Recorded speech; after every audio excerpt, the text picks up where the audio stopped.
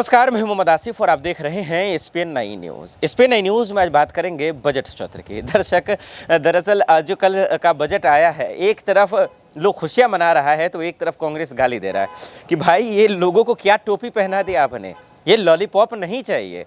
अब देखिए, कांग्रेस हमेशा से सवाल उठाता रहा और संसद में हंगामा भी चल रहा है, जो लाजमी भी है, क्योंकि जिस चीज़ों में छूट मिली है, जो सस्ता हुआ है, वो आम लोगों पे ज़्यादा फर्क पड़ेगा ना। जैसे कि साइकिल हैं, तमाम चीज़ें जो डेली मर्रा की ज़िंदगी में महंगाई हुई है, पेट्रोल डीजल, इन सब पे बातें नहीं हुआ है। बहरहाल मैं क्या बताऊँ, मैं तो आपको कल भी खबर बता रहा था, मैं दिखा ही रहा था कि निर्मला सीतारमण जी क्या क्या चीज़ लेकर बजट में कह रही हैं, हर चीज़ मैंने बताया। तो आप सुनिए, उसके बाद रिएक्शन नेताओं के आने शुरू हुए। सुप्रिया श्रीनेत जो कांग्रेस की प्रवक्ता हैं, किस तरीके से मोदी सरकार पर हमलावर हो रही हैं और बजट की धज्जियां कैसे उड़ा रही हैं, जरा सुनिए। आज बजट है और सरकार बड़े बड़े दावे जरूर करेगी, दम भरेगी, लेकिन विशुद्ध रूप से ये बजट जो है दिखाता है कि सरकार ने जमीनी हकीकत से मुंह मोड़ने की कोशिश करी है। पूरे बजट में कोई जिक्र नहीं है बेरोजगारी का, महंगाई का, गरीबी का और कुछ ही लोगों के हाथ में सारे संसाधन होने का। यह अलग बात है कि इस बजट ने सरकार का असली चाल चरित्र और चेहरा सामने लाके रख दिया है। जब बजट प्रस्तुत होता है अगले साल के लिए, तो इस वित्तीय वर्ष का जो असल में खर्च हुआ है, अनुमानित एक होता है और जो असल में खर्च हुआ है उसके बारे में भी असलियत बयां करता है। मोदी सरकार ने कृषि पर, प्रधानमंत्री किसान सम्मान निधि पर, शिक्षा पर, स्वास्थ्य पर, आदिवासियों पर, दलितों पर, मनरेगा पर लगातार पैसे में कटौती करी है। कृषि के लिए कहा था 83,000 करोड़ से ज्यादा खर्चा करेंगे, खर्चा किया मात्र 76,000 करोड़। पीएम किसान सम्मान निधि 68,000 करोड़ खर्चा करने थे, खर्चा किया मात्र 60,000 करोड़। यही नहीं, वित्त मंत्री कहती है 11 करोड़ किसानों को इसका फायदा मिल रहा है, 11वां इंस्टॉलमेंट आया है और मात्र 3 करोड़ 80 लाख किसानों को इसका फायदा मिल रहा है। शिक्षा पर बड़ा दंभ भरा गया था इस साल, 1,04,000 करोड़ रुपए खर्चा होंगे, खर्चा असल में हुए 99,000 करोड़ रुपए। स्वास्थ्य पर 86,606 रुपए करोड़ रुपए खर्चा करने थे, खर्चा किए मात्र 77,351 करोड़। यही नहीं, आदिवासियों के डेवलपमेंट के लिए 4,111 करोड़ रुपए आवंटित किए गए थे, खर्चा कितने किए गए? 3,800 करोड़ रुपए। दलितों के लिए आवंटित किए गए थे 8,710 करोड़ रुपए और खर्चा कितने किए गए? 7,722 करोड़ रुपए। मनरेगा पर, जो कि एक अकेली, जिसको कहते हैं संजीवनी था ग्रामीण इलाकों में, सरकार ने 73,000 करोड़ रुपए रखे थे, खर्च करीब 90,000 करोड़ करने पड़े। लेकिन इस साल फिर से मनरेगा का बजट काटकर 60,000 करोड़ रुपए खर्च कर दिया गया है। तो इस सरकार की क्या प्राथमिकता है, यह सिर्फ सरकार ही समझा सकती है। लेकिन शिक्षा पर, स्वास्थ्य पर, ऐसी चीजों पे खर्चा कैसे नहीं किया जा सकता है। एक बहुत बड़ी बात बताई जा रही है कि टैक्स में बड़ी उपलब्धि हुई, मिडिल क्लास को बड़ा टैक्स मिलेगा।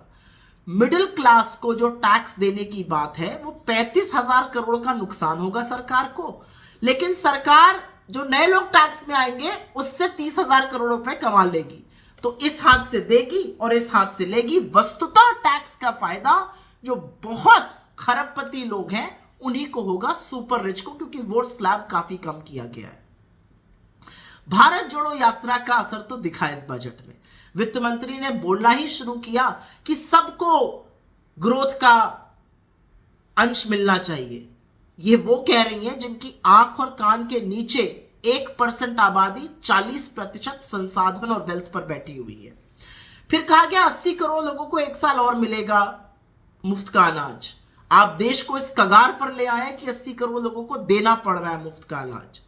वित्त मंत्री ने कहा 2014 से लोगों की बड़ी अच्छी स्थिति हो गई है। भाई कैसे हुई है? ग्रोथ कम हो गई है, इन्फ्लेशन बढ़ गया है, गरीबी बढ़ गई है, लोग सुसाइड कर रहे हैं। सुसाइड करने वालों में किसान है, 30 किसान रोज सुसाइड करते हैं। डेली वेज लेबर मतलब दिहाड़ी पर मजदूर सुसाइड कर रहा है। ये कह रही बहुत अच्छा हो गया, तो बिल्कुल आंख पर पट्टी बांध ली गई है।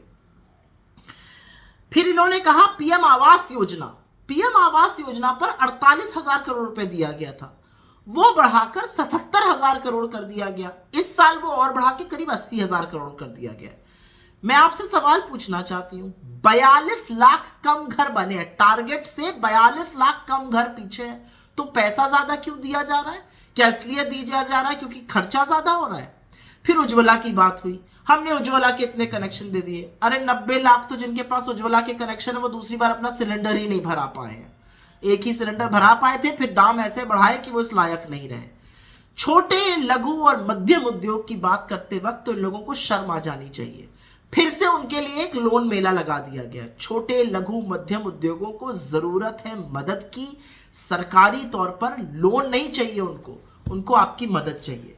तो बहुत सारी ऐसी चीजें हैं इस बजट में जो गड़बड़ है। ग्रामीण क्षेत्र के विकास के लिए पैसा काट दिया गया है, और यही नहीं, महिलाओं के लिए, क्योंकि बड़ा दम्भ भरती हैं कुछ महिलाएं इस सरकार में, महिलाओं का पैसा भी काटा गया है।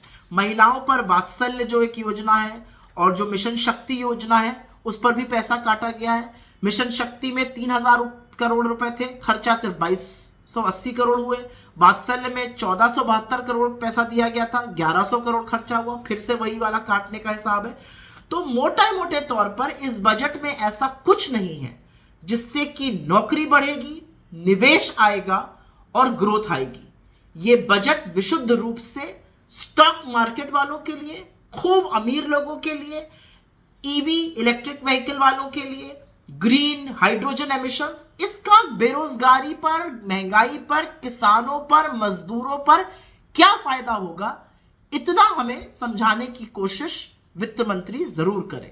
बिना उसके ये आधी अधूरी बातें हैं, ये खोखले दावे हैं, ये बड़े बड़ी डींगे भरते हैं, लेकिन वस्तुतः खर्चा उन आंकड़ों से बहुत कम करते हैं जरूरी चीजों पर। आपने सुना, आपने देखा कि किस तरीके से जो मोदी सरकार का आखिरी पूर्ण बजट है, जो सबसे कामयाब बजट होना चाहिए था, क्योंकि 2024 का चुनाव भी है, इसलिए बैलेंस करने की कोशिश भी की गई है। और इसीलिए बैलेंस करने में जो चीज़ को पहले आपने जो है जीएसटी में बढ़ा दिया आपने, उसको अब थोड़ा सा कम कर दिया है, वो भी इतना हेर फेर किया आपने कि लोग इससे खुश नहीं है, नाखुश हैं। तो ऐसे में जवाबदेही होना चाहिए कि आखिर क्या चाहती है मोदी सरकार और इस बजट से कितना फ़ायदा नहीं है। ये तो खैर अब आम लोग ही बताएंगे, लेकिन आपने सुन ही लिया है कि सुप्रिया श्रीनेत ने किस तरीके से मोदी सरकार की धज्जियां उड़ाई और बताया कि किस तरीके से ये लॉलीपॉप है, ये देश को खोखला कर रहा है, ये देश को बर्बाद कर रहा है। और ये बजट भी वैसा ही है जैसा कि एक पूरी तरह से स्क्रिप्टेड है। बहरहाल आप आलोचना अच्छी चीज़ है, लोकतंत्र की ये पहचान है, लेकिन ये देखना पड़ेगा कि क्या वाकई में आम जनता की राय क्या है, जनता क्या इस पर जानती है, जनता का रुख क्या है, क्या जनता ही सबसे अहम है, क्या उनको फ़ायदा मिलेगा कि नहीं, ये आने वाले वक्त में पता चलेगा। आप दर्शकों को बता दें मोटा मोटी ये कि इस बजट में जो आम लोगों को राहत है वो यही कि साइकिल के दाम कम हो जाएंगे, खिलौने के दाम कम हो जाएंगे, मोबाइल या कैमरा जिसे मैं शूट कर रहा हूँ और लेंस के दाम कम हो जाएंगे। लेकिन इससे आम लोगों को क्या फ़ायदा होगा, मेरे समझ से तो परे। बहरहाल आपको क्या लगता है आप हमें कमेंट कर जरूर बताइएगा। आज के लिए इतना ही, मुझे दीजिए इजाजत, आप देखते रहे SPN9 न्यूज़। नमस्कार।